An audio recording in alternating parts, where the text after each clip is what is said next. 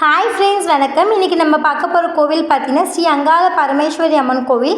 இது நம்ம Arakkonam railway station பக்கத்தில் பழனிப்பேட்டில் இருக்குது. நான் அம்மன் உங்கள்கிட்ட காமிச்சிருக்க பாருங்கள். அம்மனை கும்பிட்டுக்கோங்க. இந்த கோவிலில் வந்து பார்த்திங்கன்னா என்ன சிறப்புன்னு பார்த்திங்கன்னா இந்த கோவிலோட ஃபுல் வியூவை உங்களுக்கு காமிச்சிருக்கேன் பாருங்கள்.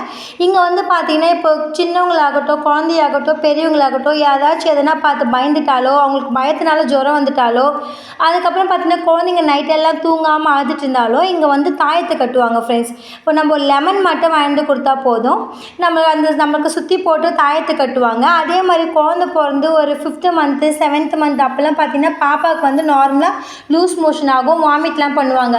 ஸோ அந்த டைமில் வந்து நம்மளுக்கு காற்று கருப்பு எதுவுமே அண்டாமல் இருக்கிறதுக்காக இங்கே வந்து தாயத்தை கட்டுவாங்க ஃப்ரெண்ட்ஸ். அந்த தாயத்தை கட்டி லெமன் சுற்றி போடுவாங்க. நல்ல ரிசல்ட் கண்டிப்பாக கிடைக்கும்.